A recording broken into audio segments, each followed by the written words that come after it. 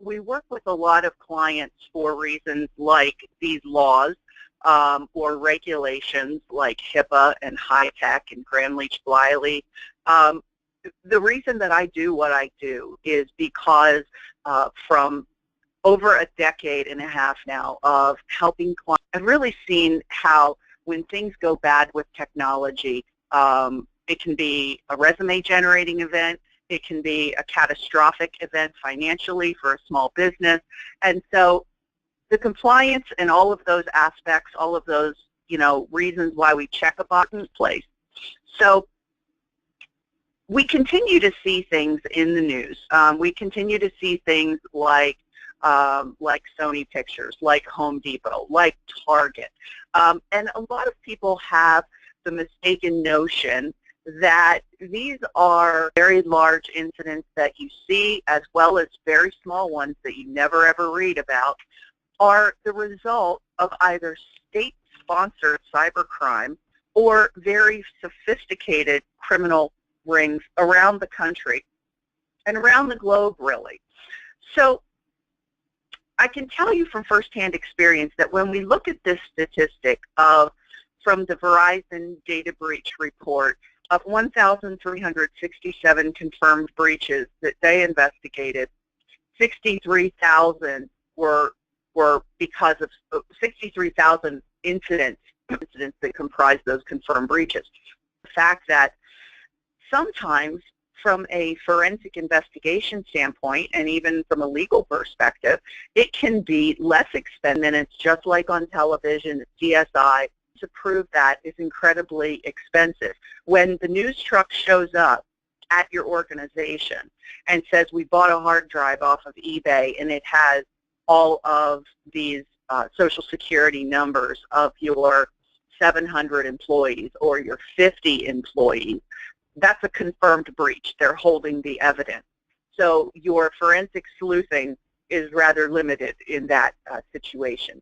But when we have these types of events, it can be incredibly difficult to understand. Were they able to download and are now, or in the case of the ransomware attacks, which we'll talk about, in those cases, those are the situations where we really don't know if we've had an actual breach. We just know that we have a very big problem.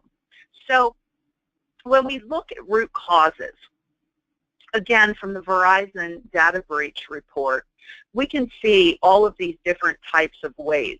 But I want to tell you that while many of these have a single root cause, the reason that they become so catastrophic, so pervasive, are because of a combination of things. So first of all, one of the first things that happens is that people will get a social engineering attack in the form of a phishing email. And that email is going to ask them to download a file. It will look very legitimate. It also may look like it's from FedEx at Christmas time. It may look like it is from the IRS at tax time. So this social engineering of people preying upon stressful times, important information, or just getting the job done will be the first point where things start to go wrong. So from that point where the person, the end user in your organization, clicks on this link, that will then launch something called malware. And that malware, familiar with, we all have antivirus, hopefully. It's going to try to travel around the machine, and it's going to try to guess passwords. It's going to try, does that, this hacking of trying to get into places, is it's going to look for an error in how your server was configured, an error in the fact that you haven't patched your machines lately, an error in the fact that you haven't yet upgraded for that, and then from that point forward, that is where the real damage starts. So in that scenario, that is one of the gate for criminal of cyber incidents, this is what we see. Now, in the case of workplace misconduct, those will be things more along the lines of, physical exploits where external drives are used to download information involved. There's not usually just one thing. Some of the breach, well, these are only big companies. I can tell you that these statistics tie right into what we see at Reclamere when we're investigating security incidents. These are the exact same scenarios that we see. The vast majority of them were not difficult. Remember, in the last on that link or downloading that attachment, it is that simple. And people think that because they have good spam filters or they have, once the person clicks on that email, if we have misconfigured systems, or let's say we're letting the bad guy come into your house, percent took weeks to discover. Again, I can tell you that now in the cases where money is missing from your bank account, you notice that right away. But in those cases where the confidential information or the protected health information, where that information is taken, it may take weeks for that to turn up on the dark web, and then ultimately aren't performing as well as they did before. Maybe they are working with a service and they outsource that, and something I'm going to talk about as we talk about some solutions and things that we as small business owners can do. But looking at those logs and seeing those precursors is not always happening.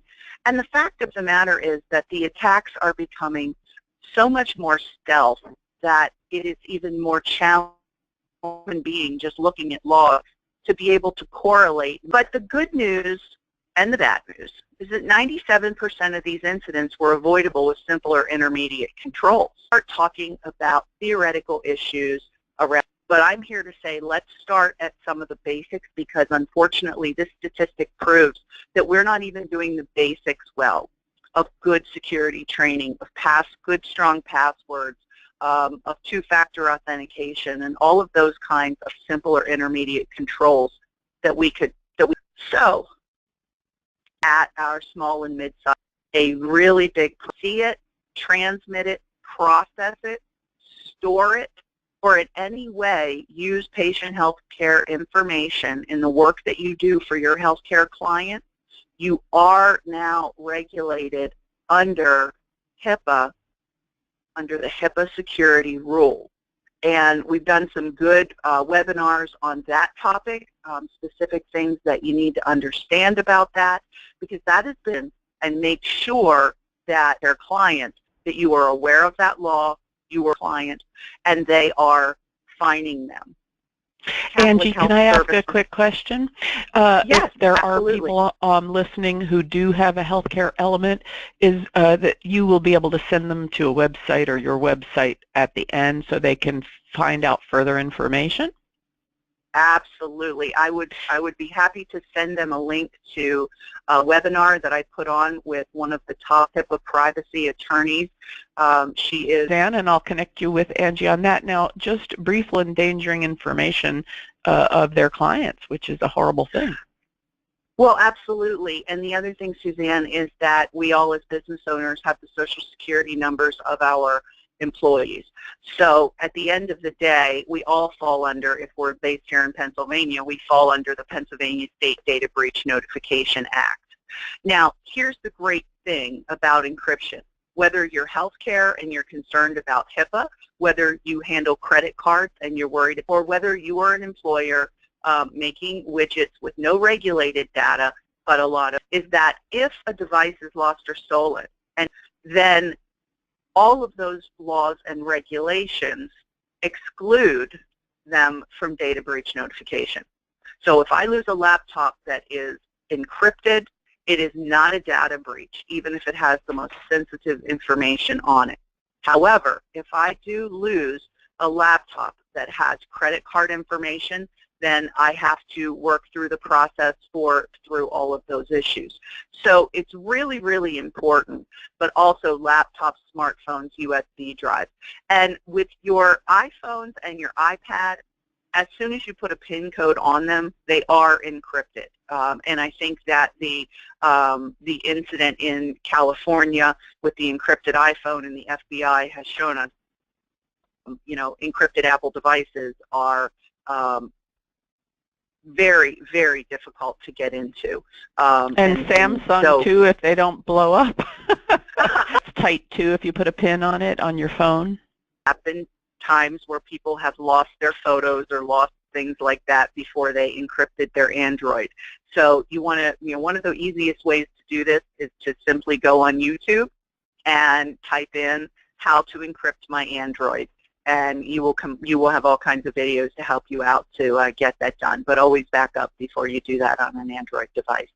And the other thing I want to say about this is make sure that you're including incidents where devices quakes and fires and water main break plan. And I will go back to those regulations and say, if you are governed under the payment card industry DSS standards, if you are regulated under HIPAA, if you are regulated in financial services, you are required to have an incident response plan that includes how you're going to handle data breaches. Now, the next area that I leveled the playing field for us, it has leveled the playing field for us to be able to have incredibly powerful in the most, the largest global corporations. And when I ask people about the cloud, sometimes people don't even realize they're already there. You've been in the cloud if you've ever had a Hotmail account. You've been in the cloud if you ever had a Yahoo Mail account, which hopefully you've now closed. The cloud is simply someone else's computer. Why did you say that about Yahoo Mail, by the way? Because we do have a lot of members with Yahoo Mail. Well, because they just recently had one of the large answers to your security questions were lost. Went and changed those questions right away. And any other website where you use those questions with that Yahoo email address, those need to be changed immediately. You know, this is so troublesome and just so horrible because, you know, most people use those same questions in a lot of different accounts that they use. So, you know, that's an example of a cloud provider, service providers, which are things like Amazon that are incredibly secure. And when I hear people say the cloud is not secure, I point out to them that those tier 1 cloud providers hire people out of MIT and Stanford with masters and PhDs in cybersecurity, information security, computer science. So very few of us can afford to have people like that on our staff dedicated to our security. That does not leave any time for them to come to you and says, I want to put everything in the cloud for you and here's how much money you're going to save.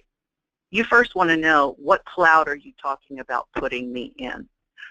If it's anything other than, as a small business owner, the Microsoft cloud, the Google cloud, or in the case of if you're doing any custom development where they're going to put you in the Amazon cloud. If it's anything other than that, you need to do a next level of due diligence and find out. You know, we had an in deeper, we found out that it was their IT guide completely to the cloud service. You should own the licensing, or your IT provider should be buying the licensing for you, but the licensing is in your name for Microsoft Office 365, for Google Apps for Business. If your IT provider is reselling the cloud from someone else who's reselling the cloud, and you have any type of data security incident, it is incredibly difficult to do any kind of investigation when everyone is standing around.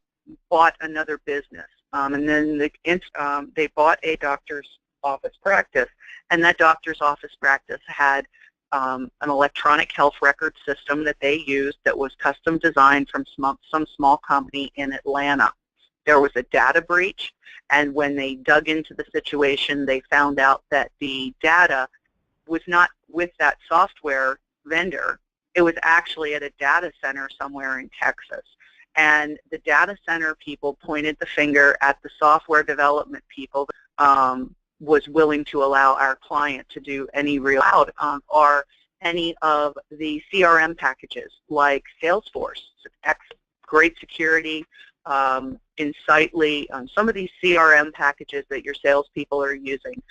These are really good service providers, but you want to really understand that if you're outside of that tier 1, who are the service providers, where are my physical devices, and if you happen to be, if your cloud service provider happens to be bought or acquired, early stages of trying to figure out if you're even going to move to the cloud. Again, I have no other physical servers on my infrastructure, that I will have everything completely in the cloud, and we're almost there. And what the philosophy, money saving philosophy behind that is money and or space or slowness? It's money. I don't have to have a dedicated IT person to take care of all of my computers.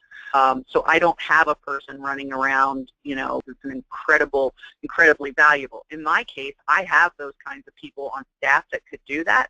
However, I want them working on billable work. I want them working on security assessment. I want them working on forensic projects. I do not want them running around trying to get printers working or figure out why somebody's machine won't connect to Wi-Fi. So all of that kind of minor stuff for a monthly service fee that is a fraction of what you would pay a full-time person, by kind of coming over and looking at it. But when you have phishing and spear phishing, this was the example. If they're targeted, they're spear phishing. So in the case of a company like Reclamere, if someone were going to try to spear phish my organization, they would send out, the bad guy would send out an email that looked like it came from Angie Keating, and that's called spoofing, and they would have an attachment with it. And they would say, hey, I need you to take a look at this document right away and send it to someone or do something with it. The very act of that person downloading it would then attempt to launch malicious code on the machine. So one of the most important things, and then just your run-of-the-mill general phishing, that's where, the bad guys basically send out millions of emails just to everyone and their brother who has an email account. And those are delivery notice, we're having a problem delivering your package, please click here to track your package. Those are the targeted, they're targeted in so much where people may be under stress, tax time, holidays, those types of things. So one of the problems to have administrator credential network, one of the very best things you can do are working in an environment where it's easy to be secure. What do I mean by that? Well, what I mean is that there should only be one person in your organization to send out security alerts. Your people should understand that they should never start forwarding emails around to their friends going, does this look weird to you? Because what happens is everybody starts clicking on it. So what you want to have is that there should be one email account to which everyone is instructed, no matter who the email comes from. If it looks suspicious, that they should send that to that email address, and someone will respond to them with whether it's a legitimate email or not. The other thing that we can do is to make sure they should never ever have to update their own machines. If your people are at a time that is good, it never pops up at a time. You really want to be able to help them understand that they will not ever be asked to do that. Angie? Yeah. Angie, I was going to say your audio went in and out for a moment. Yeah, can you hear me okay? Your audio went in and out for a moment. We lost you for a minute there. I'm sorry. So I don't know if you're on a remote source or... Okay, sorry about that. But anyway, we got the gist of that. Can I ask a quick question? We had a member who sold power equipment, and an email was sent out with... Unfortunately, there's not a lot they can do. And is another place where those types of things are happening quite often. So it looks incredibly legitimate. So the best thing that you can do is to notify your clients right away. You can call them if there is a particular nature to the scam. If it is asking for purchase orders or transfers of money. You can also put up temporarily on your website a notice to your to your folks. But that is definitely also something that you would want to reach out to your attorney and talk with them, because if someone does end up clicking on that and then ends up having some type of damage to their own systems, it was spoofed from the outside, but it also could be that your mail out, because we're worried patches. When you see the Microsoft on your iPhone that there is an update, when you see those updates are not just so you can have different wallpaper or a different looking desktop theme. The security patches are, now, the next thing is it's not just the environments called sandboxes. And they're testing them before they roll them out into the formal production environment where your Salesforce.com lives, where your Google Apps for Business lives. And so they're tested to make sure that nothing is going to break. Now, the other thing that they have is in those rare cases where something does break, they have hot, redundant backup sites where they literally can flip a switch and they can have another system that can pick up the computing load and the data instantaneously. The next area to really pay attention to, and this is one that is really, many people don't know that Office, that your servers are automatically, things like Joomla, which is an app that lets the people that work on your website update the content on your website. It may be your own marketing person. In a small business, it may be the spouse of an owner that manages the website. And they will use something like WordPress, or they will use Joomla.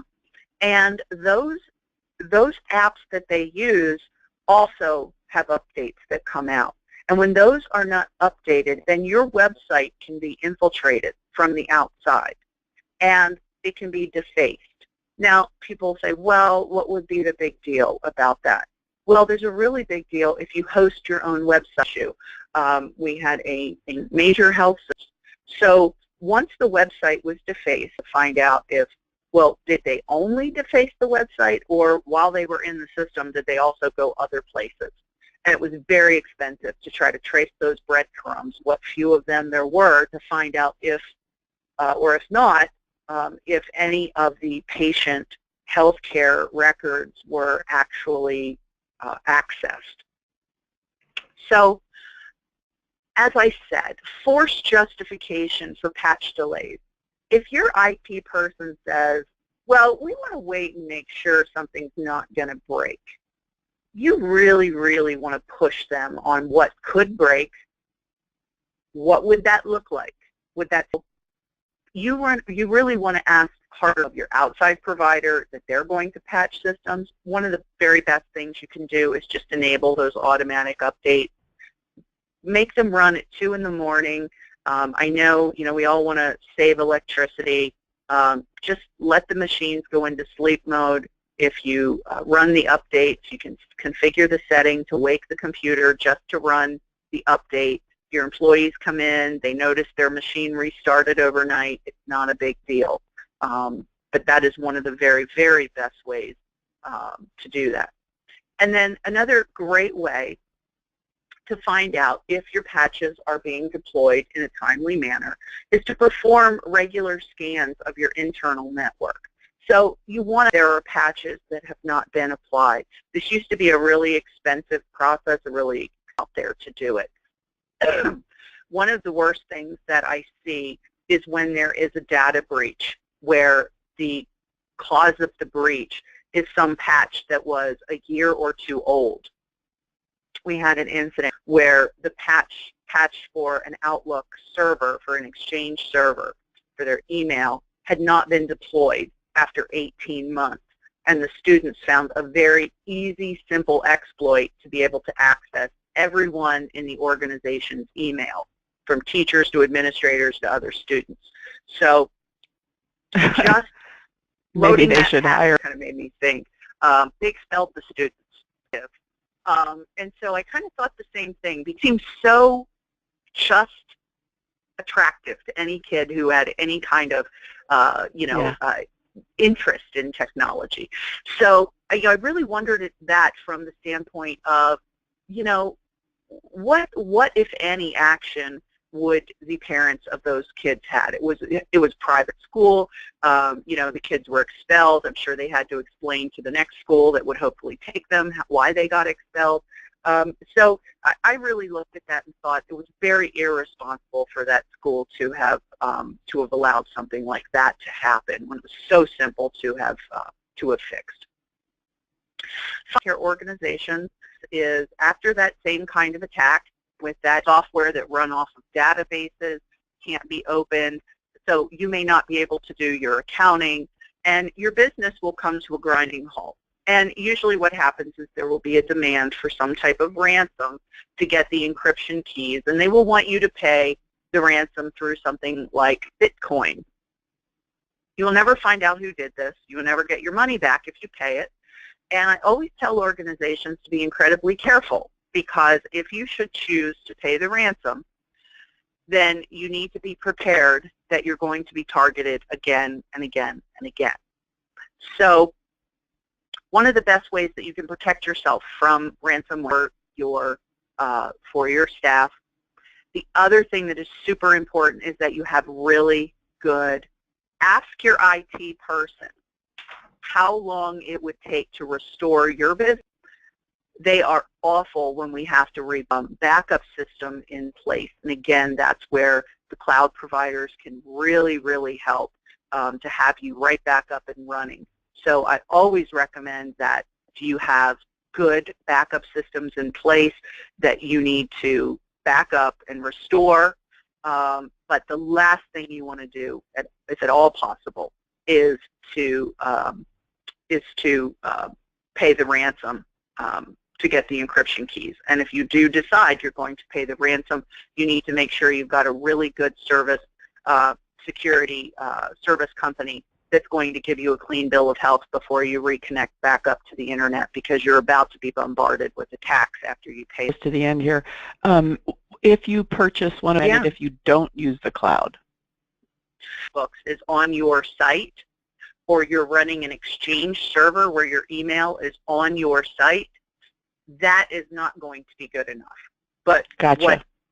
What he has to restore all of his working files and all of that kind of stuff, yeah, that is absolutely great to get your files back. But those systems take a long time to build. Just the Active Directory that controls, in a small network, controls who can log into your file server will take hours to rebuild. So, and that's not even including all the testing you do to make sure everybody can connect and everything works properly. So these are the types of challenges that come. So it doesn't matter what size your organization. And in fact, the bad guys are targeting us as small business owners, the same kinds of robust systems, but that's people that are selling you your firewall. These are how likely you are to suffer one of these kinds of attacks. So at this point, open it up to any questions. If anybody has typed any in, I don't know, Suzanne, if you're looking at any of those questions, if there's anything that we went through 5 really big high-risk areas in a short period of time. We did, and so I'm going to make a recommendation because I know everyone has to get back to work. We are going to post this, and I'm also asking anyone with questions to email me, or also if you want to see some of the other specific topics related to healthcare, that you email me and I put you in touch with Angie Keating at Reclamere so that you can reach out to her. So anyway, Angie, are we finished? Thank you so much. This was excellent, and I plan to post it online. Take care. Oh, thank you so much for having me.